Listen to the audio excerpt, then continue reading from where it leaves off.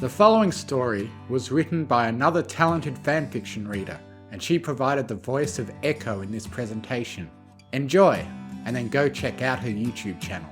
Echo Wants Your Mangoes by Lotus Moon. A few weeks have passed since Anon encountered his strawberry thief. He told other ponies of his encounter with the bat pony mare, to which many sighed and shrugged, simply saying, "Yeah, that's Strawberry. She usually comes out around this season. She's more vicious than the occasional fruit bats we get."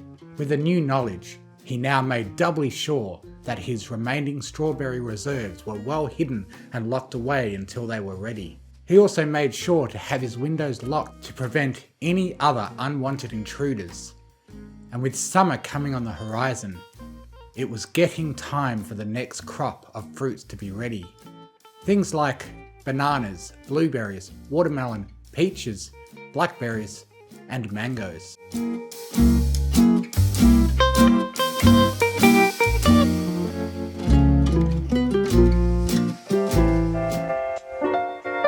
Mangoes weren't Anon's least favourite fruit. He liked them, just not as much as strawberries.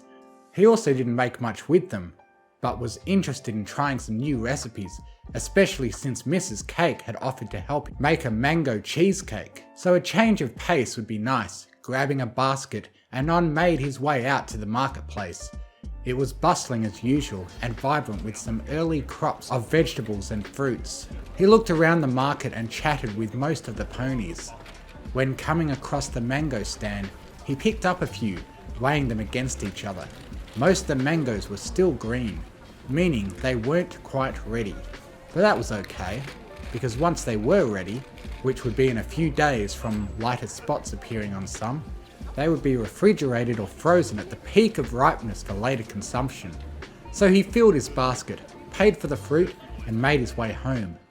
But this time he stayed vigilant so as not to be ambushed by any other fruit-obsessed ponies. Practically smuggling his unripe treasure home, Anon quickly went inside and locked his door. He put the mango in a woven hanging fruit basket.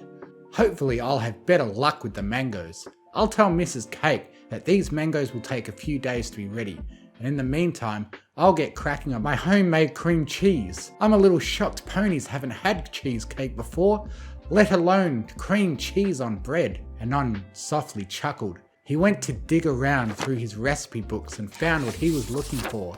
Here we are, but I'm almost out of vegetable rennet, so I'll have to make that before anything. I'll also be stopping by Manhattan. Oh wait, Mainhattan. The local milk mare shop should be open. I hear her milk is pretty high quality.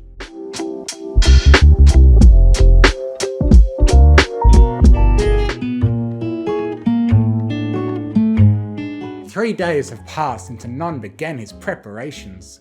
Some of the mangoes have become decently ripe to be snacked on, and since only a few mangoes are needed for the recipe, eating just one or two wouldn't hurt. Think I'll have one sliced up thin with some tea. He opened the door to his home and felt off. Everything seemed in place, but something felt disturbed.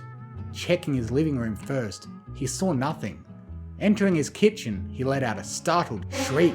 Standing in front of his counter was yet another bat pony mare. She had a grey coat with light and dark blue hair and dark wings like her mane. "Not this again." Anon mumbled and walked over. The pony didn't give much response to his presence. She was just standing there. When he got to a spot where he could see her face, he saw she was drooling and staring. Following her gaze, he saw she was staring at the mangoes. He had put a glass cover over them as an extra precaution while she was out. He saw she was staring at the mangoes. He had put a glass cover over them as an extra precaution while he was out. And judging by the slight scuff of imprints, it seems the mare's hooves couldn't get a good grip to take the cover off. So, she could only stare at an unattainable prize. "Can I help you?" Anon asked. The mare kept her eyes fixed on the glass. "Mangoes," she mumbled. Anon looked from the mare to the mangoes, a few of which were ripe enough then back to the mare. "Do you want one?" This made the mare snap to attention. Her mango-coloured eyes were dilated so widely, and she looked like she was on a special trip. Shrugging, Anon picked 2 mangoes and covered the rest. He proceeded to peel and slice one when he heard a sharp hiss and munching. Anon looked down to see the grey mare munching on the unpeeled mango like it was her first meal in days, and awe as the mare devoured the mango and spit out a clean seed. She then let out a loud burp and stared at him. Anon stared back at her and let out an awkward chuckle. "You were pretty hungry, huh?" I like mangoes. the mare said, eyes returning to normal. "I can tell." Can I have more mango? Please? She stared like she was looking into his soul. It wasn't uncomfortable but was a bit unnerving. Anon, not one to deny a polite guest, requested his own mango to her. This time she ate in a calmer manner. "What's your name?"